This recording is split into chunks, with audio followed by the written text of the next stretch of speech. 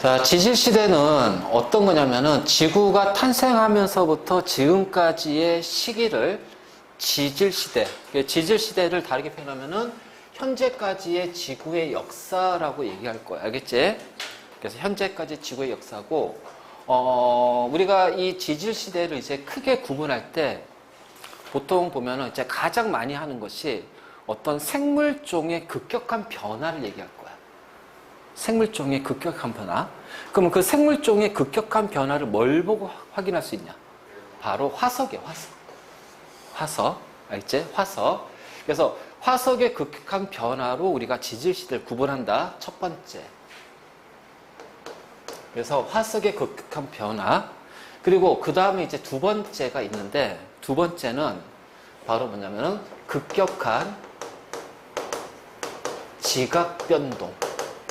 또 지질시대의 구분의 기준이 돼요.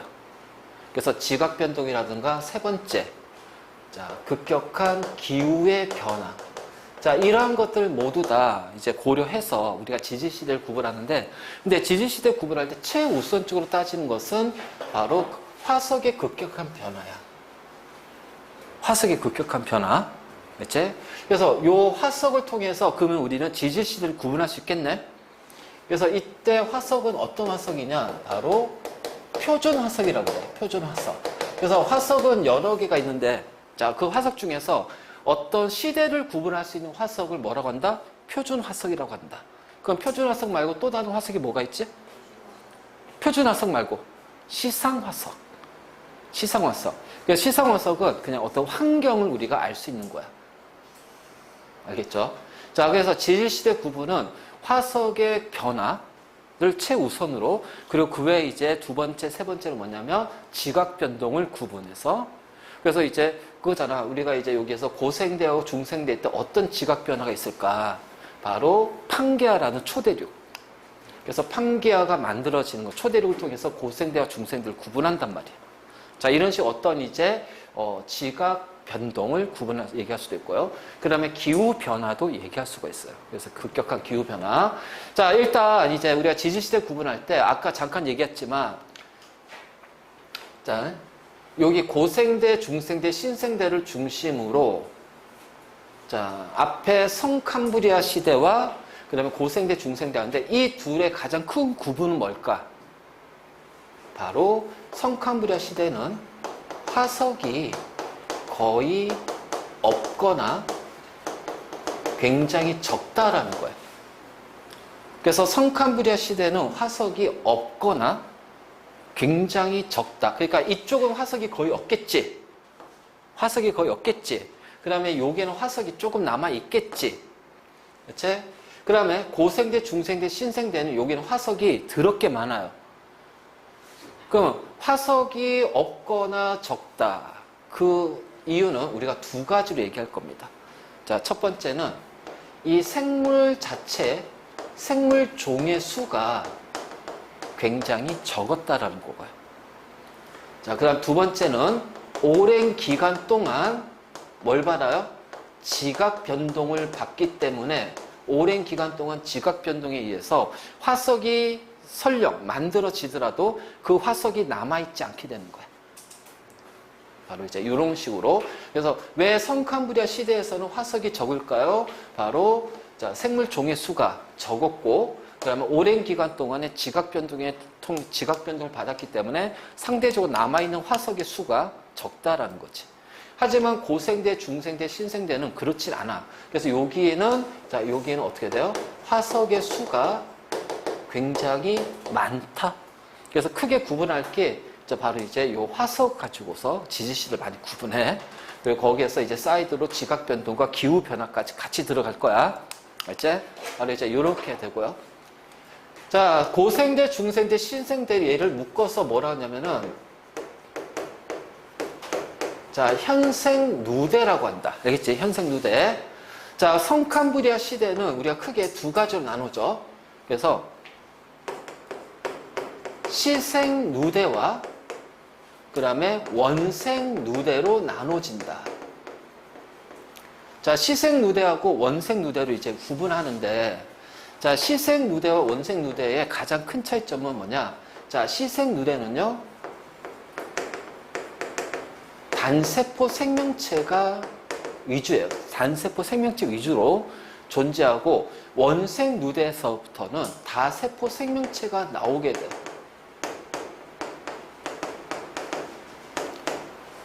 다세포 생명체. 그래서 자, 이런 식으로 우리가 이제 표현을 해. 그래서 지질시대 이제 하고, 자, 처음 시작이 이제 약 46억 년 전. 46.00, 46억 년 전. 그리고 성캄브리아 시대에는 자, 5.41. 자, 근데 이거 그냥 우리가 5.4 이렇게 외우면 돼. 5.41. 그리고 자, 고생대는 2.5인데 그냥 2.5. 그래서 요 사이는 약 몇 억 년이니? 약 3억 년의 기간 사이가 생긴다. 그치? 자, 그럼 중생대는 2.5에서 0.66, 6,600만 년 전. 그러니까 대략적 여기는 약 몇 억 년이에요? 2억 년이에요. 알겠죠? 그리고 현재까지니까 얘는 약 0.66, 그렇죠? 0.6억 년 전, 0.7억 년 전 이렇게 잡으면 돼. 그럼 이제 이거를 이제 얘기했을 때 가끔씩 이제 나와. 전체 기간이 46억 년이잖아. 자, 그러면 전체 기간 중에서 고생대가 차지하는 것은 몇 퍼센트냐? 그럼 어떻게 돼? 46억 년 동안 중에 약 3억 년의 기간이, 이렇게 따지면 얘가 바로 뭐예요? 자, 고생대의 비율이 돼요. 알죠? 이런 식으로. 그리고 자, 요렇게 한 다음에 여기에다가 이렇게 한 다음에 요게 곱하기 24를 하게 되면 어떻게 되니?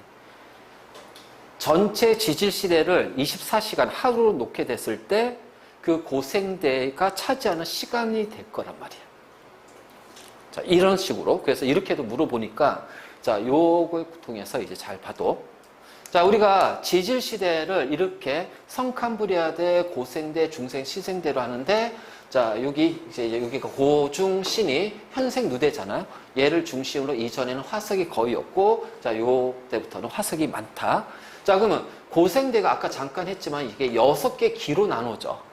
그래서 6개 기로 나눠지는데, 그 6개의 기 중에 처음에가 이러면은 캄브리아기야. 캄브리아기. 그럼 여기는 캄브리아기 이전이잖아. 그치? 그래서 여기가 선이라는 것이 뭐냐면은 앞설선이야. 앞선다는 얘기, 앞설선. 우리가 선행한다, 선두, 앞서 나간다. 영어로는 PRE, 프리.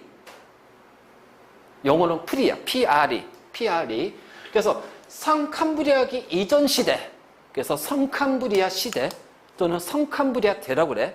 자, 이거를 이제 조심해야지. 캄브리아기니까 아, 이거 성캄브리아기 이러면 안 돼. 기가 아니야. 대입니다. 대. 시대예요. 시대. 대. 그렇죠? 그러니까 제일 좀 크게 잡았고요. 이 성캄브리아 시대는 시생 누대와 원생 누대로 나눠진다. 이건 이제 내신이니까 학교에서 이제 요거 또 이제 이거 지구학 전공 선생님이 수업하다 보면 조금 더 세부적으로 막 나눌 거예요. 그렇죠? 그리고 나서 자, 오실 때 캄페 이런 식으로 이제 나누고, 중생대는 이제 뭐 트라이아스기, 주라기, 백악기. 그러니까 우리 주라기 공원 막 이제 나오잖아요. 영화. 바로 이렇게. 신생대 같은 경우는 자, 또 3개로 나눠지긴 하는데 우리가 그렇게 자세히까지는 갈 필요 없다. 자, 어쨌든 간에 이제 이렇게 해서 크게 우리가 지질 시대를 화석을 통해서 크게 이제 일단 화석 가지고 구분할 거야. 그럼 구분하는 화석은 무슨 화석? 자, 표준 화석입니다. 알겠죠? 자, 그럼 이제 우리 지질 시대를 구분을 했지? 요거 잘 봐도. 그래서 이 숫자는 46, 5.4, 2.5, 0.6, 또는 0.67, 0.66. 자, 이 숫자는 대략적인 숫자는 외워놓고 있어. 왜냐면 이거를 몇 퍼센트냐? 자, 하루를 24시간. 자, 이거를 24시간 잡았을 때, 자, 요 고생대가 몇 시간에 해당하냐? 중생대가 몇 시간에 해당하냐? 자, 그 시간대를 이제 우리가 계산할 때 요 숫자를 이용해서, 자, 요거 기억해야죠. 그치? 요런 식으로 해서 우리가 여기랑 24를 곱하면은 시간대가 나올 거고요. 그치? 하루 중에 얼마가 걸리냐? 얼마 해당하는 시간대를 가질 거냐? 자, 이런 식으로 우리가 이제 할 때 필요하니까 요 숫자는 조금 외워둬. 됐지? 자, 그럼 이제 우리가 지질시대를 구분하는 거 일단 화석 가지고 구분한다고 그랬어요. 그래서 화석을 들어갈 건데, 자, 일단 화석이 뭐냐? 자, 화석은 생물의 형태, 그렇죠? 그래서 생물의 형태, 그 유해라든가 그 활동한 흔적이 오랜 기간 동안 보존이 돼서 나타나는 거예요. 알지? 그래서 화석은 지질시대에 살았던 생물의 유해나 흔적이야. 유해와 흔적이 현재까지 보존되어서 나타나는 것을 우리는 화석이라고 한다. 화석. 알지? 그래서 이러한 화석이 만들어져야 될 거 아니야. 그 오랜 기간 동안 그것이 이제 현재 고생대 때 만들어진 거, 뭐 예를 들어서 이제 막 한 10억 년 전에 만들어진 화석이 지금 발견이 돼요. 그치? 중생대 때 5억자 뭐에서 한 3억 년 전에 만들어졌던 화석이 지금 발견이 돼요. 자, 그러면 이러한 화석이 만들어지려면은 그 오랜 기간 동안 유지가 돼야 돼요. 그 화석이 많이 만들어져야 되겠지. 왜? 지각 변동을 거치니까 일부 화석은 어떻게 되니? 유실될 거란 얘기야. 없어질 거란 얘기야. 그러니까 당연히 화석이 만들어지기 위한 첫 번째 조건은 개체수가 많아야 된다. 개체수가 많아야 돼. 이거 굉장히 중요한 거야. 알죠?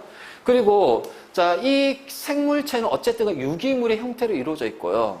그 유기물은 미생물의 작용에 의해서 다 없어질 겁니다. 그 뭐만 남아요? 딱딱한 부분만 남게 돼요. 딱딱한 부분, 뭐 석회질이라든가 뼈라든가. 그 딱딱한 부분이 이제 어떤 생물체 골격을 이루잖아요. 그치? 그러니까 딱딱한 부분, 단단한 부분이 있어야지 그 단단한 부분을 중심으로 여러 가지 암석들이라든가 여러 가지 물질, 광물들이 붙어가지고서 단단하게 만들어버린단 말이야. 그러니까 단단한 부분이 있어야 된다. 껍질이라든가 외골격이라든가 아니면 뼈라든가 이러한 부분들이 존재해야 된다. 알겠지? 그래서 단단한 부분이 있어야 되고요. 자, 그 다음에 두 번째, 또 한 조건은 뭐냐면은 자, 기본적으로 화석은요, 땅에 파묻혀야 돼요. 그래서 퇴적이 된 상태에서 자, 그 안정적으로 유지가 돼야 돼. 형태가 보존이 돼야 돼. 근데 이 퇴적이 되는 과정이 굉장히 오랜 시간이 걸리면 땅에 파묻히는 시간이 오래 걸리면 어떻게 되니? 주변의 공기라든가 기상 변화라든가 여러 가지 지각 변동을 받아가지고 딱딱한 부분이 깨진다든가, 그치? 막 이렇게 될 거란 말이야. 그러니까 퇴적이 될 때는, 그러니까 땅 속에 매물이 될 때는, 매립이 될 때는 급속하게 땅에 파묻혀야 된다. 매물이 된다. 그래서 빠르게 매물이 돼야 됩니다. 즉, 땅 속에 들어가야 되고요. 그리고 화석화 작용을 받아야 돼요. 화석화 작용. 알지? 그래서 화석화 작용을 받아야 돼. 그 화석화는 뭐냐면, 자, 이게 땅 속에 퇴적이 되잖아. 그치? 자, 퇴적이 되고 어차피 이제 뭐 근육이나 이러한 어떤 살, 이런 것들은 미생물에서 없어질 거야. 그럼 이제 어떤 이제 예를 들어서 뭐 요런, 자, 이런 식으로 해서 뼈가 있어.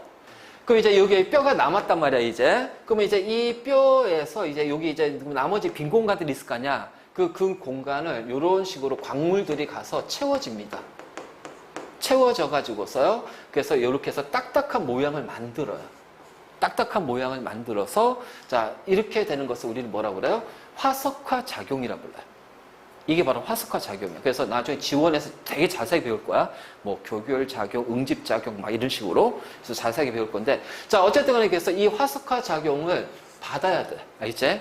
그래서 단단한 형태가 되면은 그것이 이제 화석으로 남게 된다. 알겠지? 자, 그런데 봐봐. 유해도 단단했지만 흔적도 어떻게 돼? 화석으로 남아.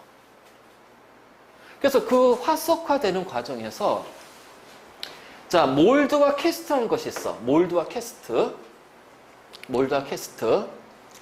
자, 뭐냐면, 자, 화석이 땅에 매립이 됐는데, 그럼 땅 속에서 이제 어떻게 되니? 지하수 같은 것도 있을 거 아니야. 그러면 이제 지하수에 얘네들이 이제, 어떤 지하수 같은 경우는 이제 약간 산성이야. 지하수 같은 연기성. 자, 연기성이니까 얘네들이 이제 딱딱한 요런 뼈라든가 딱딱한 부분들을 녹일 겁니다. 자, 녹이는데요. 아까 내가 그랬잖아요. 자, 뭐냐면은 어떤 이런 형태가, 자, 요렇게 이제 형태가 있어. 자, 요런 형태가 있다고 해보자. 딱딱한 부분이. 그럼 주위에 있는 광물이 달라붙어서 어떻게 돼? 교결작용, 응집작용 통해서 이제 딱딱한 형태로 해서 화석이 만들어져요. 근데 요게 이제 어떻게 돼? 이렇게 지하수가 흐르네요. 그럼 요 딱딱한 이 부분이 어떻게 돼? 지하수에 녹아버려요. 알겠지? 그러면 지하수에 녹아보니까 요 퇴적암에서 이제 퇴적이 됐을까? 퇴적암에서 요 화석으로 이 딱딱한 부분이 녹아버리니까 어떻게 공간만 남겠지. 그래서 형태만 남아. 그래서 형태가 남는 것을 뭐라고 그래? 몰드라고 그래. 그래서 이러한 어떤 형태가 남아서 이렇게 형태가 남아서 자 몰드 형태가 돼요. 몰드가 된 거야. 그러니까 이걸 통해서 아 딱딱한 부분이 있는 게 아니라 얘가 너무 이제 딱딱한 부분이 없어지면서 형태가 됐네. 이걸 통해서 우리는 뭐야? 딱 관찰했을 때 아 얘는 이런 모양을 가지고 있었겠구나 라고 판단할 수 있겠지. 그치? 그래서 이것이 이제 몰드가 되고 자 캐스트는 이제 이런 몰드 자 녹았지? 녹은 부분에 다른 광물들이 채워지는 거야. 다른 광물들이 채워지는 거야. 그래서 다른 광물들이 채워져서 자, 그 생물체 형태를 화석이 아니라 광물로 만들어버리는 거야. 광물이 형태를 이루는 거지. 이걸 뭐라고 하냐면 캐스트라고 그래요. 자, 근데 이거는 이제 약간은 지구과학원, 지원에 나오는 내용이라 지원에서 나오는 내용이라서 학교에서 이거를 수업하는 학교도 있고 건너뛰는 학교도 있을 거야. 알겠지? 그래서 자 몰드는 딱딱한 요 화석 형태가 녹아서 형태만 남는 거고 캐스트는 그 형태에 다른 광물이 채워지는 거고. 알겠지? 녹아서 없어지면 몰드, 녹은 자리에 채워지면 캐스트. 자 이런 식으로 자, 우리가 얘기하면 돼. 자, 그래서 이제 화석이 만들어진 화석의 조건을 봤고요. 그 다음에 우리는 화석을 크게 이제 두 가지로 이제 나눈다. 자, 이거 지금부터 이제 여기가 그냥 주구장창 외워야 돼. 어쩔 수 없어. 자, 표준 시상입니다. 자, 쉽게 말해서 표준은요. 지질 시대를 확인할 수 있는 화석이 표준 화석이고요. 자, 시상 화석은요. 그 화석이 만들어지는 그 지질의 환경을 알려주는 화석이 시상 화석이에요. 그러면 지질 시대를 확인해야 되니까 그 지질 시대에만 살아야 돼. 그래서 생존 기간이 되게 짧아야 된다.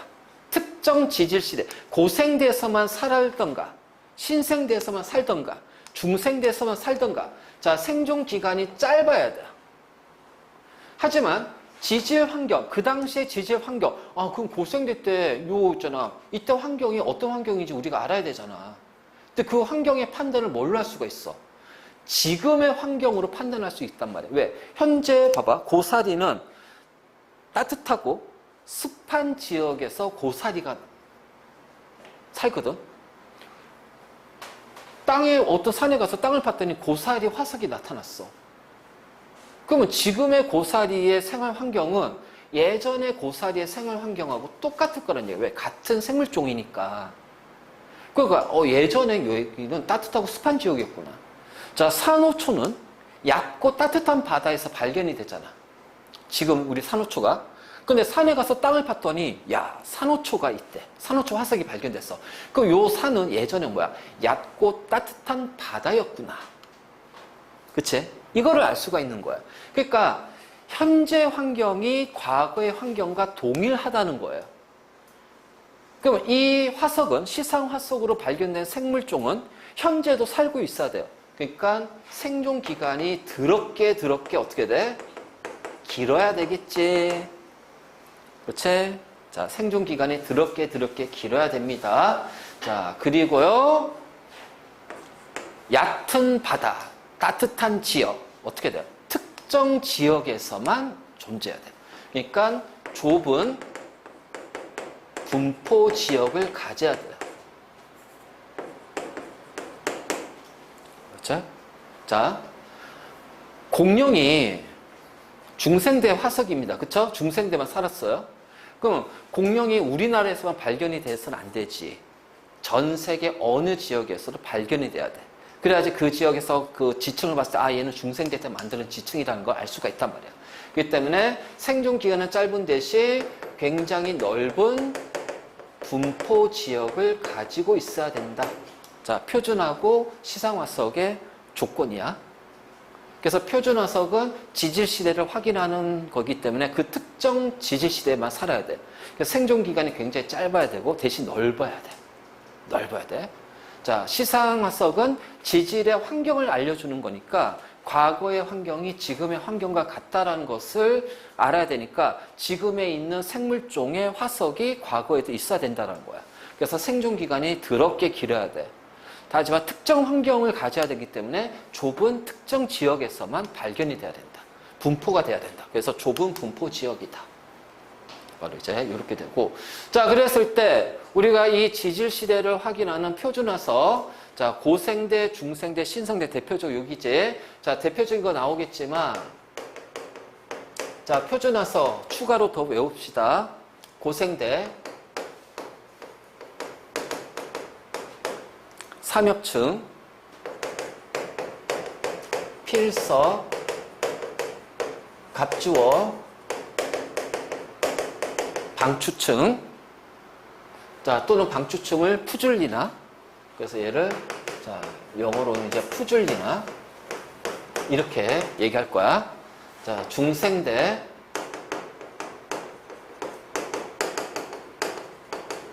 공룡, 암모나이트, 알지? 자, 신생대의 표준화석, 매머드, 화폐석. 자, 이게 바로 표준화석이야. 가장 대표적인 지질시대를 구분할 수 있는 표준화석. 그러니까, 자, 이렇게 지층이 있어요. 지층이. 알지? 자, 지층을 봤더니, 자, 요 지층에서 삼엽층이 발견이 됐어. 삼엽층 화석이. 자, 여기에서 공룡 뼈가 나오네. 자, 여기에 화폐석이 나왔답니다. 그치? 그러면 삼엽층 뭐니? 고생대지? 공룡 중생대지? 화폐석은 신생대야. 아, 고생대 때 지층, 만들어진 지층, 중생대 때 만들어진 지층, 신생대 때 만들어진 지층. 자, 이렇게 얘기할 거야. 자, 다음. 내가 동글뱅이 칠게요. 공룡 매머드, 육상 생명체입니다. 그럼 나머지는 뭐예요? 바다, 해양 생명체가 되는 거야. 그러니까 이때는 해양이었네, 바다였네. 이때는 육지였네, 바다였네. 근데 현재 여기가 산이랍니다. 자, 현재 육지예요. 어떤 육지의 지층을 보니까 이렇게 나왔대. 땅을 파니까, 어떤 육지에서 땅을 파니까 지층이 이렇게 나왔대. 그러면, 자, 바다인데 육지였잖아. 뭐가 일어난 거니? 바다였는데 육지가 됐지. 융기. 지층이 올라온 거야. 알지? 자, 그럼 여기 바다였는데, 자, 여기는 육지였잖아. 그 육지가 바다가 됐지. 그 이로 갈 때 뭐가 일어난 거예요? 육지가 바다가 됐죠. 침강이 일어난 거예요. 자, 바다가 육지가 됐죠? 그럼 이때는 융기가 일어나는 거예요. 그러니까 고생대에서 중생대 넘어가는 동안 어떻게 돼? 지층이 올라간다. 자, 우리가 이게 지층이 있으면, 이렇게 지층이 있어. 우리 그 지각 변동 배웠잖아. 판과 판이 만날 때, 판이 만날 때 양쪽에서 미는 압력을 받게 되면은, 자, 이 판이 이렇게 솟는단 말이에요. 맞지? 판이 이렇게 솟아버리면 이 부분은 위로 올라가요. 그쵸? 그 올라가면 얘를 우리가 융기라고 그래, 융기. 그러면 이 부분은 어떻게 되니? 요렇게 되니까 이 부분은 어떻게 돼요? 내려가죠. 아래쪽으로 내려가죠? 그럼 얘를 우리는 침강이라고 그래요. 침강. 그래서, 자, 요렇게 바다였는데, 자, 요게 있는 육지가 이렇게 올라와가지고서 요렇게 돼버렸어. 그래서 바다가 뭐가 되니? 여기가 육지가 되는 거야. 융기지. 근데 얘가 다시 어떻게 돼요? 내려가요. 침강하게 되면. 그럼 육지가 뭐가 돼? 바다가 되는 거야. 그래서 지각 변동에 의해서 이렇게 융기 침강. 그러니까 판과 판의 이동에 의해서 양쪽으로 미는 압력을 받게 되면 올라가고 그러면 이쪽 반대쪽 내려가면서 융기와 침강이 일어난 거야. 그래서 융기와 침강이 일어났을 때 우리는 이거를 습곡이라고 그래요. 습곡. 습곡. 그래서 습곡이고 이 융기가 지나치게 크게 일어나서 거대한 산맥을 만들어. 그 뭐야? 습곡산맥이 되는 거지. 알겠지? 그러니까 이걸 통해서도 어떻게 돼? 아, 그치? 그 당시에 얘가 바다인지 육지였는지, 그래서 지각 변동이 융기가 일어났는지 침강이 일어났는지를 우리가 확인할 수가 있단 말이에요. 그러니까 이런 식으로 자 이렇게 우리가 표현할 수 있고, 알겠지? 그러면 요때는 지층이 어떻게 돼요? 가장 오래된 순서대로 차곡차곡 쌓였죠. 그래서 이게 지층이 역전이 없다면, 자, 그러니까 뭐냐면 이게 뒤집어지지 않는다. 여기가 이제 고생대인데 여기가 신생대고 중생대야. 암석이. 그러니까 화폐에서 여기 발견되고 여기에 공룡뼈가 발견됐어. 그럼 이 지층이 어떻게 뒤집어졌지? 우리 이거를 지층의 역전이라고 그래. 그럼 지층의 역전이 없다면 아래쪽에부터 어떻게 돼요? 오래된 지층입니다. 이거를 뭐라고 한다? 지층 누중의 법칙이라고 한다. 가끔 우리가 이 파트에서 그 지층이 만들어진 생성되는 순서를 이제 이거랑 같이 연결시켜서 물어볼 수도 있어. 알겠지? 그러니까 지층의 역전이 없다면은 여기가 제일 오래된 지층이야. 그래서 여기가 오래되고 그 다음 이렇게 되는 거지. 이거를 이제 우리가 화석으로, 표준 화석으로 확인할 수도 있고. 근데 만약 표준 화석이 뒤집어졌어?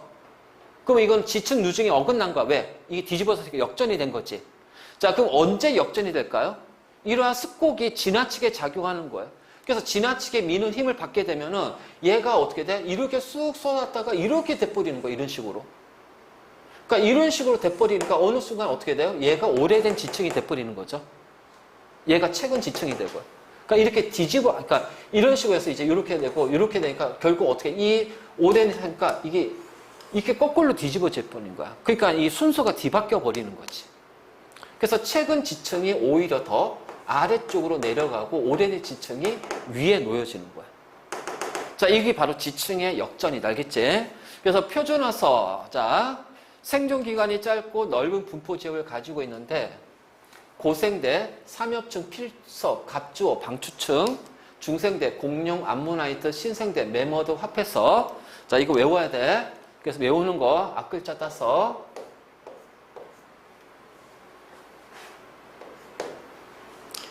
자, 고3이 되면 공부를 열심히 해야 되잖아. 그래서 반드시 필히 각방을 가져야 돼. 알겠지? 고3은 반드시 필히 갑이지만 우리가 각으로 가자. 각방을 가져야 된다. 각자 방을 가져야 된다. 그리고 이 순서가 뭐냐면은 나중에 이제 요 순서대로 삼엽충이 고생대 제일 먼저 나타나는 게 삼엽충이야. 그 다음에 필석이고요. 갑주어고요. 마지막에 방추층이 푸줄리나가 마지막에 나타나요. 그래서 이렇게 되고 그 다음에 중, 공, 암. 앞글자만 더 중공암. 암석 이름 같지? 그치? 아니면 중공. 중공이 뭐야? 중공군. 우리가 지금 중국이라고 하지만 우리가 이제 뭐 옛날엔 중공이라고 했잖아. 공산당. 중국 공산당은 암적인 존재잖아. 그치? 그리고 신매화. 꽃 이름이죠. 신매화. 그러니까 이게 이제 그냥 외우는 순서는 그냥 이렇게 해서, 그래. 고3은 필히 각방을 가져야 돼. 그리고 중국은 공적인, 중국 공산당은 암적인 존재. 뭐 이런 식으로. 아니면 그냥 중공암. 이렇게 가면 돼요. 암석 이름처럼. 신매화. 꽃 이름이잖아요. 신매화. 이런 식으로 해서 외워버리면 되고. 자, 중요한 건, 자, 공룡하고 매머드는 육상 생명체입니다. 자, 추가로 중생대 때 여기가 더 들어가는 게 뭐가 있어요? 시조새도 있어요. 시조새. 그럼 시조새는 얘도 새니까, 그치? 새이기 때문에, 그래서 얘는 새의 조상이야. 새의 조상이야. 자, 익룡과 달라. 익룡은 공룡이고, 시조새는 공룡과 파충류와 조류의 성질을 모두 가지고 있는 거야. 새의 조상이에요. 자, 익룡은 공룡이야, 공룡. 알겠지? 그래서 익룡이 시조새는 아니란 얘기야. 익룡은 공룡의 한 종류고, 시조새는 자, 파충류와 조류의 성질을 모두 다, 특징을 모두 가지고 있는 새의 조상입니다, 시조새. 그래서 파충류의 성질도 같기 때문에 공룡에 포함이 되지만, 익룡이 시조새는 아니에요. 익룡은 완전히 파충류예요. 자, 새의 특징이 없어요. 알지? 자, 이게, 새의 날개는 뭐가 날개 된 줄 알아? 새의 날개는 비늘이 날개로 바뀐 거야. 파충류 보면 비늘 있잖아요, 비늘. 비늘이 길어져서 날개로 바뀐 거고, 그래서 이 팔이 고정이 됐고, 이 비늘이, 팔에 있는 비늘이 날개로 된 거고요. 그 다음에, 우리 그 박쥐라든가, 익룡 같은 경우는 뭐냐면은, 손가락 하나가 길어지는 거야. 그래서 손가락이 길어져서 날개에 막이 생기는 거야. 날개막이. 그래서 익룡도 손가락이 길어져서 날개막이고, 그러니까 이제 손가락이 아니지, 발가락이 있지, 발가락. 발 4개였다가 2발 있고, 나머지 두 발이 길어져서 여기에서 이제 어떻게 돼? 날개막이 생긴 거야. 그래서 익룡은, 자, 새는 이족 보행이야. 근데 익룡은요, 처음에 이족 보행인 줄 알았어. 근데 나중에 보니까 사족 보행이야. 파충류와 똑같이. 사족 보행하는 거야. 그 이렇게 쓰지. 날 때는 이렇게 날고, 걸을 때는 이렇게 4발로 걷고. 알지? 그래서 시조새는 파충류와 새의 공통성질. 그래서 얘는 자, 조류의 조상이 되는 거고, 익룡과 시조새는 다르다. 알겠지? 그래서 이렇게 하면 얘는 육상이야. 육상이고요. 나머지 얘네들은 전부 다 바다입니다. 이거 구분 잘해둬요. 왜냐면 이 구분하는 거 잘 나오기 때문에. 알겠지? 그래서 우리가 이제 이러한 표준화서에서 이제 요거 몇 가지 외워두고, 자, 이걸 통해서 지질 시대, 그 지층의 그 시대를 우리가 구분하는 방법. 그래서 역전이 없다면 지층 누중으로 가고, 그 다음에 얘가 육상이냐, 해상시, 그치? 해양 생명체냐에 따라서 그 당시의 환경도 우리가 알 수가 있다는 거. 자, 그 다음에 시상화석은, 그치? 지금 생명체가 과거에도 있었던 거죠. 그래서 자, 산호, 따뜻하고 얕은 바다, 고사리, 온난하고 습한 지역, 육지, 그 다음에 참나무, 온대, 열대에서 참나무가 많이 생기니까 바로 이제 이런 것들. 그러니까 지금의 환경으로 과거의 환경을 우리가 알 수 있다라는 거야. 그러니까 생존 기간이 더럽게 길어야 돼요. 현재도 살고 있거나 최근에 살고 있었던 거. 그리고 과거에도 살아야 되고. 특정 환경이가 좁은 분포 지역. 알겠지? 이걸 우리가 시상화석이라고 한다. 시상화석. 자, 그래서 화석 표준 시상. 자, 다음에 이제 우리가 이제 화석을 이용하는데, 자, 화석을 이용해서 일단은 우리가 이제 뭘 알 수가 있냐? 꽤 많은 걸 알 수가 있습니다. 일단은 방금 얘기했죠. 지질시대. 그렇죠? 표준 화석을 통해서 자, 지질시대를 알 수가 있고요. 자, 그 다음에 메소사우루스라는 공룡이 있어요. 자, 이 메소사우루스 요 화석이 발견된 지역을 보니까 와우, 뭐야? 남아메리카, 아프리카, 그치? 여기에 다 발견되네. 자, 그러면 지금은 남아메리카, 남극, 아프리카 떨어져 있잖아. 그치? 그러면 이걸 통해서 알 수 있는 게 뭐야? 예전에는 연결이 됐구나. 그치? 연결이 됐구나. 자, 글로소프테리스라는 화석을 보니까 자, 여기 발견, 여기 발견, 여기 다 발견돼요. 자, 발견됐다는 얘기는요, 예전에는 얘네들이 연결됐다는 얘기예요. 그래서 과거의 지각 환경을 알 수가 있는 거죠. 바로 이런 것들. 그래서 과거의 수륙 분포, 화석 분포의 연속성을 이용해서 수륙 분포를 알 수가 있고요. 그 다음에 자, 이걸 통해서 이제 시대를 알 수가 있고요. 그 다음에 화석을 통해서 이제, 또 알 수 있는 게 뭐냐면은, 이런 것도 알 수 있지. 시조새 화석을 조사해 보니까 이 시조새가 어떻게 진화가 되는지. 자, 말의 화석을 통해서 말에 어떤 식으로 진화가 일어나는지. 그래서 생물종의 진화도 우리가 확인할 수가 있어요.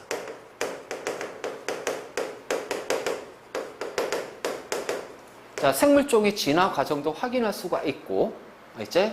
자, 그 다음, 요 화석을 통해서, 뭐, 시상화석이란가 이런 걸 통해서 과거의 환경 변화를 알 수가 있다. 자, 요거 잘 봐라. 지금 또 굉장히 중요한 거 하나 얘기할 거야. 자, 평균 기온이 여기입니다. 평균 기온이 여기예요. 그래서 우리가 성캄브리아 시대든 고생되든 중생되든 신생되든 간에 전체적으로 기온은 뭐냐면 온난하다는 표현을 쓸 거예요. 알겠지? 온난하다. 온난하다. 왜? 평균 기온 이상이 이거잖아. 그러니까 전체적으로 그냥 다 온난해. 그래서 성캄브리아 시대에도 기후는 온난해. 고생대에도 기후는 온난해. 중생대도 온난해. 신생대도 온난해. 근데 평균 기온 아래로 뚝뚝뚝 가끔씩 떨어져요. 그쵸? 자, 잘 봐. 이거 진짜 중요한 거야.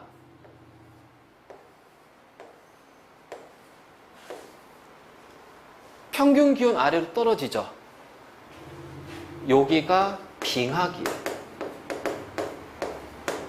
그래서 성캄브리아 시대에도 빙하기가 존재하고요.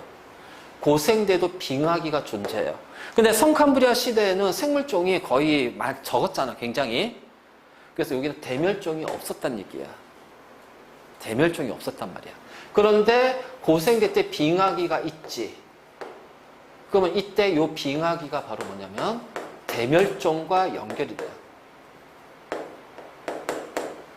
자, 대멸종. 그래서 우리가 대멸종을 5개를 얘기할 건데, 자, 고생대 때 대멸종이 3번 일어나. 그래서 여기 한 번, 여기 한 번, 여기 한 번. 여기 한 번. 알겠지? 그래서 여기 한 번 대멸종이 일어나요. 자, 중생대 때도 대멸종이 일어나요. 자, 여기 한 번, 여기 한 번. 그래서 여기가 대멸종이야. 그래서 대멸종은 요렇게. 그래서 고생대 때 하나, 둘, 3번. 그 다음에 중생대 때 하나, 2번. 근데 고생대 때 대멸종은 보통 뭐야? 빙하기하고 관련이 돼 있다. 알겠니? 그래서 3번의 대멸종. 자, 이 3번의 처음에 대멸종은 빙하기와 관련해서. 자, 여러분들 빙하기는 이거 조심할 게 뭐냐면은 빙하기가 뭐 지구 전체가 얼음으로 뭐 빙하로 다 쌓이는 게 아니라 평균 기온보다 온도가 뚝 떨어지면서 이게 식생 분포가 생존할 수 있는 분포 지역이 좁아지는 거야. 좁아짐으로써 생물종이 멸종이 일부 종이 멸종이 되는 거야. 그래서 멸종이 되는 거고, 자, 요때가 굉장히 많이 멸종이 돼요. 왜냐면 요때가 판게아가 만들어지기 때문에. 그래서 여기는 해양 생명체 같은 거의 90%, 92%가 멸종이 돼. 그래서 완전, 그래서 여기가 폐렴기 대멸종이라고 그래. 자, 요때는 공룡이 멸종이 되잖아. 그치? 그래서 지금의 우리가 공룡 멸종을 많이 얘기할 때, 운석 충돌을 많이 이제 얘기하지만, 어쨌든 요게, 자, 여기에도 대멸종이야. 근데 여기는 조심해. 여기 대멸종은요, 3번의 대멸종은 빙하기와 관련돼 있어. 그러니까 기온이 뚝 떨어지면서 어떻게 된다? 기온이 뚝뚝뚝뚝 떨어지면서 생존 환경이 나빠지는 거야. 생존 환경이 나빠지면서, 자, 그치? 하고, 그리고 마지막에 여기는 폐렴기는 판게아 때문에 생기는 겁니다. 그래서 여기 빙하기하고 그 다음에 판게아에 의해서 환경 변화, 기후 변화가 확 나타나요. 그래서 이렇게 해서 이제 대멸종이 되는 거고, 자, 요때 대멸종은요, 절대로 빙하기가 아닙니다. 알겠니? 빙하기가 아니야. 자, 그럼 봐봐. 기온이 올라갔네? 온난화 때문에. 온난화 때문에. 그래서 지구 온난화 때문에, 그래서 여기에 온난화 한번 생겨. 그럼 여기가 이제, 뭐냐면은 이제 파충류가 만들어지거든? 그러니까 아주 작은 크기의 파충류. 작은 크기의 공룡들. 이때 그 작은 크기의 공룡들이 다 멸종이 돼요. 그 다음이 어떻게 하냐면 큰 크기. 그래서 이게 트라이아스기거든. 트라이아스기. 큰 크기의 공룡. 우리가 얘기하는 막 이제 공룡들이 나오는 거야. 그래서 공룡들이 막 이제 나와. 그러다가 이때 공룡이 대멸종하게 되는 거지. 그렇지? 이때 이제 우리가 이제 얘기하는 게 운석 충돌. 그래서 운석 충돌에 의해서 자, 온난화가 생겨가지고 막 그랬다. 자, 여기 이제 신생태 때 빙하기 있죠? 이 빙하기 4번 있습니다. 4번의 빙하기와 자, 빙하기와 빙하기 사이를 뭐라고 그래? 간빙기라고 그래. 그래서 신생대는 4번의 빙하기 그리고 빙하기 그러니까 빙하기 왔지? 빙하기 그러니까 빙 4번 왔어. 그럼 여기가 뭐가 돼? 간. 그래서 4번의 빙하기와 3번의 간빙기가 이미 왔고 현재도 뭐다? 간빙기다. 우리 현재까지 포함시키면 그래서 그 있잖아 신생대를 현재까지 포함시킬 거냐 아니 1만 년 전 인류가 나타나기 전까지 포함시킬 거냐인데 그거 크게 중요하지 않아. 알겠지? 그거 크게 중요하지 않고 그래서 신생대는 그냥 현재도 신생대라고 생각하고 문제 풀면 좀 편할 거야. 이건 이제 뭐 학자마다 의견들이 갈리는 거니까 바로 이제 이렇게 되는 겁니다. 그래서 우리가 이 기온 변화 있지, 이 기온 변화도 화석 가지고서 시상 화석이나 여러 가지 화석을 통해서 기온 변화 그리고 지층의 연구를 통해서 이런 기온 변화. 그래서 요 같은 경우는 이제 뭐냐 지층에 있는 탄소의 농도를 가지고서 이제 측정하는 거고요. 그래서 어쨌든 화석을 이용해서 요거도 알 수가 있어. 그럼 이걸 가지고 우리는 요거까지 연결시켜서 정리해 놓자라는 거야. 미리 한번 정리해 놓자. 그래서 화석의 이용입니다. 과거의 환경 변화, 기온의 변화가 어떻게 됐을까? 그 다음에 수륙 분포 이런 걸 통해서 그리고 아까였지 그렇잖아 바다에 있는 표준화석, 육상에 있는 표준화석을 통해서 그 당시 여기가 바다였는지 육지였는지 그리고 지각 변동이 침강이 됐는지 융기가 됐는지 알 수가 있지. 그 다음에 생물종의 진화도 우리가 알 수가 있어요. 화석을 통해서 알겠지? 자. 그리고 나서 이제 본격적으로 이제 요거 나갈 텐데 오늘은 아마 성캄브리아 시대까지만 정리가 될 것 같아. 자, 성캄브리아 시대는요 크게 실생 누레하고 원생 누레로 나눠진답니다. 알겠죠?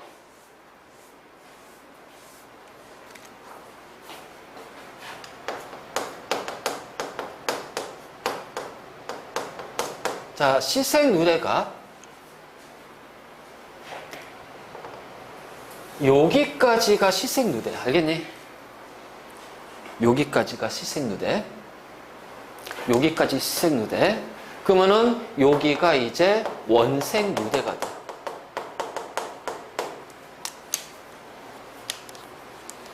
자, 그래서 시생누대를 보면 바다에서 자, 최초의 단세포 생물이 먼저 출현합니다. 그래서 이 최초의 단세포 생명체는 원핵세포고요. 단세포가 되고요. 자, 산소가 없으니까 뭐야? 무산소 호흡을 할 거란 말이야. 산소가 없으니까. 자, 무산소 호흡하고, 자, 이거 그냥 빼자. 자, 그래서 이렇게 되고, 자, 무산소흡이라는 얘기는 당시에는 산소가 없었단 말이지. 그래서 당시 지구 대기는 무엇으로 이루어져 있다? 암모니아, 메테인, CO2, 수증기. 자, 이러한 것으로 이루어져 있습니다. 그래서 이 상태로 쭉 가다가 어느 날, 어느 순간, 자, 뭐가 나타나요? 남세균, 남조류, 자, 시아노, 박테리아, 자, 뭐야? 광합성하는 세균이 나타나요. 그래서 이 광합성하는 세균, 약 언제? 35억 년 전에. 35억 년 전에. 자, 광합성하는 세균이 나타나면서 해양 속에 있는 산소가 늘어나고 대기 속에 있는 산소가 늘어갑니다.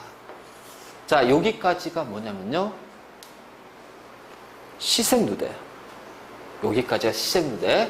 자, 그러면서 요 남세균, 남조류 또는 시아노박테 다 같은 뜻인데 우리가 남조류 할 때 뒤에 이제 우리 광합성에서 이제 생태계에서 배울 거야.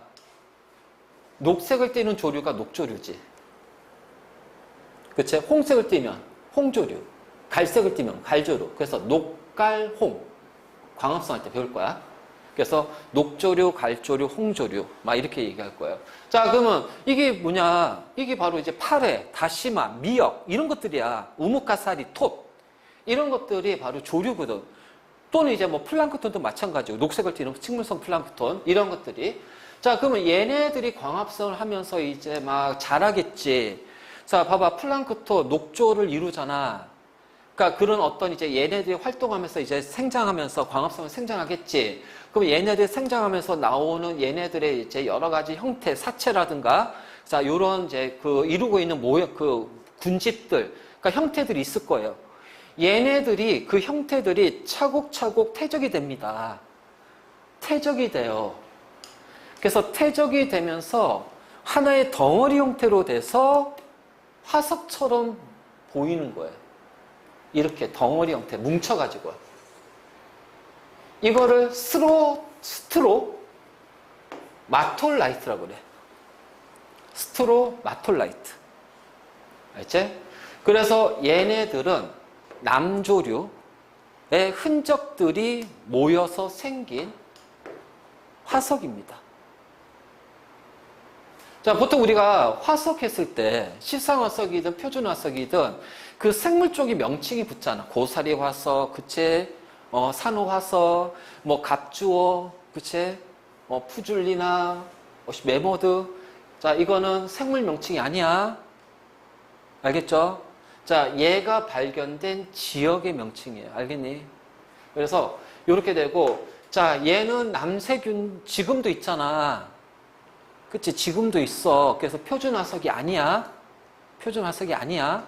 근데 이 화석이 만들어지기까지 굉장히 오랜 시간이 걸렸기 때문에 우리는 이걸 통해서 이걸 통해서 자, 알았다. 그치?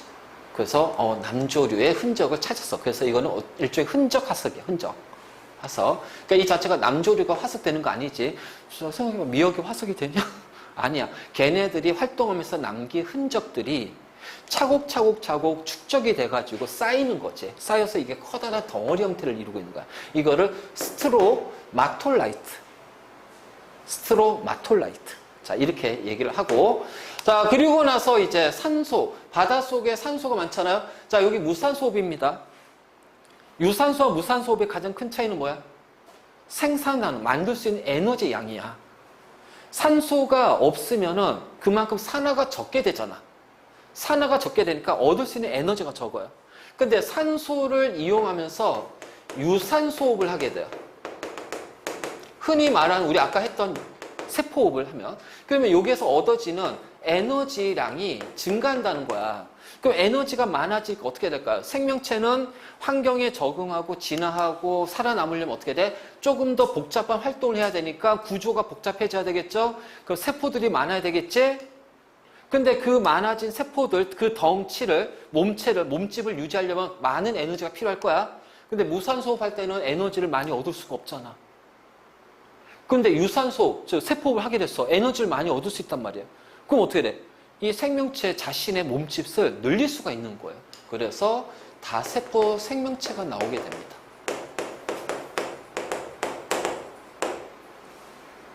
자, 여기가 이제 원생 누대라고 그래요.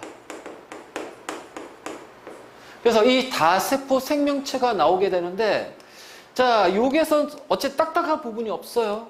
척추가 없어. 다 무척추야. 알겠지? 자, 척추가 없다 보니까, 자, 이 다세포 생명체들이 이제 이 자체가 화석으로 해가지고서, 자, 하나가 화석이 될 수는 없어요. 왜냐면 크기가 작기 때문에. 근데 얘네들이 이제 어떻게 했냐면 덩어리 져서 무리를 져요. 그래서 그 무리를 지어가지고 이 무리가 화석으로 남아버립니다. 알지? 화석으로 남아버려요. 자, 그것이 바로 뭐냐면 에디아카라 동물군이에요.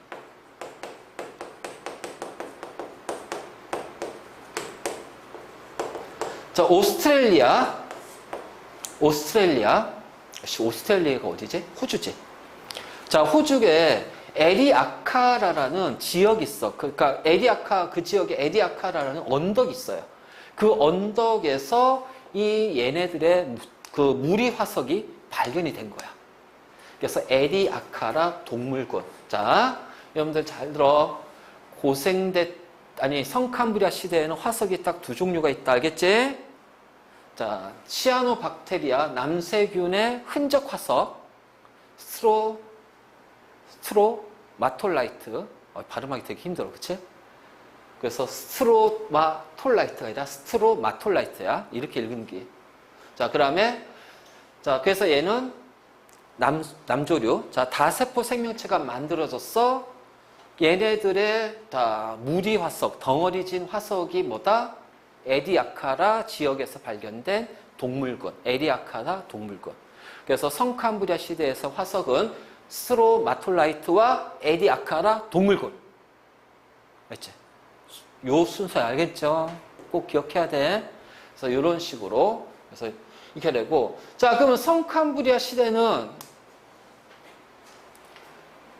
빙하기가 있었다. 그치? 아까 앞에서 했잖아. 빙하기가 있었어. 자, 전체적으로 온난했고요. 자, 빙하기가 있었고요. 자, 대멸종은 없었어요. 대멸종은 고생대와 중생대. 그리고 중생대는 빙하기 자체가 없었지. 알지? 그래서 전체적으로 온난했고, 하지만 원래 오래 전이기 때문에, 오랜 세월 동안에 지각 변동을 받았기 때문에 화석 자체가 거의 없다라는 거야. 그래서 덩어리지. 뭉쳐서 남은 흔적 화석이나 덩어리된 무리 화석만 존재하는 거야. 각각의 개별종의 화석은 없다라는 거야. 자, 그리고 생물종 자체도 적었고요. 하지만 이때가 굉장히 중요한 게 이 그 치아노박테리아가 만들어지면서 산소가 많아지잖아. 그래서 계속해서 여기에서는 산소가 계속 농축이 됩니다. 이 농축된 산소가 농축이 되면서 이제 다세포 생명체가 나오잖아요. 그럼 이제 이게 고생대로 넘어가면서 캄브리아기에 생물종이 대폭발하게 돼. 자, 이게 우리가 대폭발이라는 표현을 쓰는 게 이제 우리 그 처음에 통합할 때, 천체할 때 빅뱅 했지. 우주는 빅뱅이라는 우주 대폭발에 의해서 만들어졌잖아. 한꺼번에. 그럼 지구에 있는 생물종이 있죠? 우리가 이제 뭐 개문, 광목, 과속종에서 이제 개, 문. 가장 이제 큰 넓은 범위가 개잖아. 동물계, 식물계, 그치? 이런 식으로. 그 다음에 이제 개, 문. 이제 문이라는 것이 있어. 이때 그 개와 문에 우리 현재 있는 생물종의 개와 문은 성캄브리아기 때, 고생대 성캄브리아기에서 이 생물종이 확 늘어나. 그래서 그러면서 우리 현재 있는 생물종의 개와 문에 해당하는 생물종이 거기에서 다 만들어져요. 성캄브리아기에서. 그래서 이때 갑자기 생물이 확 늘어나잖아. 맞아. 빅뱅처럼 우주가 폭발하면서 우주가 만들어진 것처럼 생물종이 확 만들어지잖아. 폭발하듯이. 그래서 성캄브리아기 폭발이라고 그래요. 성캄브리아기 대폭발. 생물종의 대폭발이야. 그래서 성캄브리아. 그럼 그것의 원인이 뭘까? 요거라고 생각하는 거야. 오랜 기간 동안, 그쵸? 자, 그 캄브리아기 대폭발. 성캄브리아 시대에서 오랜 기간 동안 바다에 산소가 농축이 되면서 이 산소 농축이 되고 유산소 호흡하면서 에너지가 많아지고요. 다세포 생명체들이 급격히 막 늘어납니다. 급격히 막 늘어나요. 그러다가 얘네들이 이제 고생대 캄브리아기로 가면서 어느 순간에 자, 왠지 몰라요. 이 시작 버튼이 있을 거 아니야? 이 시작 버튼을 몰라. 폭발하게 된 그 원인, 계기는 몰라. 그러니까 그 폭발하게 된 원동력은 얘인데 왜 이게 폭발적으로 만들어졌는지 몰라요. 우리가 타임머신 타고 가지 않는 이상은 모르는 거야. 그래서 그냥 그럴 거다 예상 추론할 뿐이야. 추론할 뿐이야. 근데 캄브리아기에서 어느 날 갑자기 생명체가 확 대폭발이 됐다. 자, 그러면 그것의 원동력은 뭐다? 산소가 농축이 됐고 다세포 생명체, 즉 유산소에 의한 다세포 생명체가 만들어졌다. 그래서 우리가 성캄브리아 시대는 자, 요렇게. 그래서 스트로마톨라이트, 에리아카라 증후군. 그래서 요게 이제 우리 그 스트로마톨라이트가 나오는데, 자, 남조류에 의해서 형성된 스트로마톨라이트는 자, 가장 오래된 화석입니다. 정확히 흔적 화석이죠. 그래서 얘네들이 이제 세균이 그 작은 단세포니까 자, 얘네들이 이제 물속에 떠다니는 진흙이나 탄산칼슘이 자, 이 남조류, 남세균의 이제 여기에 이제 그 막 얘네 군집을 이룰 거 아니야? 생물들이 모여있으니까 군집을 이룰 거야. 그래서 얘네들이 달라붙어요. 그래서 달라붙으면서 자, 군집층에 달라붙으면서 커다란 덩어리를 이루면서 가라앉아요. 그러니까 한번 만들어졌어요. 가라앉아요. 또 만들었어요. 가라앉아요. 그러면 계속 어떻게 돼요? 쌓일 거 아니야. 그치? 그래서 층층층층층 이렇게 쌓이면서 만들어진 흔적 화석을 스트로마톨라이트라고 한다. 자, 바로 이제 요거. 자, 이렇게 우리 얘기할 수 있고, 그 다음에 에리아카라, 호주에 있는 에리아카라 언덕에서 발견된 군집 화석, 무리 화석, 덩어리 화석을 에리아카라 동물군. 그래서 섬캄브리아는 요 두 개가 있다. 자, 듣니? 그래서 우리는 자, 지질시를 할 때 먼저 섬캄브리아 시대에 대해서 좀 확인했고, 자, 기본적으로 꼭 나중에 이제 다음 시간에 싹 다 이제 한꺼번에 전체적으로 정리 한번 하긴 할 텐데, 각 시대별로 이 특징들을 잘 좀 잡아놓고. 자, 섬캄브리아 시대에서 화석이 왜 적을까요? 두 가지야. 첫 번째, 생물종 자체가 적었다. 두 번째, 오랜 기간 동안 지각 변동을 받았기 때문에 화석이 있더라도 유실이 됐다. 그래서 섬캄브리아 시대에서 우리가 그 수륙 부포, 대륙이나 해양 분포가 어떻게 됐는지, 자, 이런 것들은 우리가 정확하게 예측할 수가 없어요. 그냥 이렇게 했을 거라고 우리가 상상할 뿐이에요. 상상할 뿐이고 그 이전에 다 상상이고, 그러니까 어느 정도의 어떤 자료, 증거는 조금씩은 있겠지. 근데 그걸 가지고 정확하게 어떻게 이렇게 얘는 이렇게 됐어, 이런 형태가 될 거야, 거의 확신을 가질 만큼의 어떤 증거가 없기 때문에 그냥 거의 예상, 상상 이 정도로 우리가 얘기할 수가 있다는 거야. 자, 그래서 섬캄브리아 시대는 이렇게 됩니다. 자, 그리고 섬캄브리아 시대는요, 시생, 원생이 있어. 이렇게 구분해야 되는 게 좋아. 그래서 시생은 원생은 알지? 시생, 원생. 이렇게 구분해서 하는 것이 조금 더 공부할 때 도움이 될 거고, 자, 나중에 지원하는 학생들은 요거는 그대로 다 구분할 거야. 지원하는 학생들은 정확하게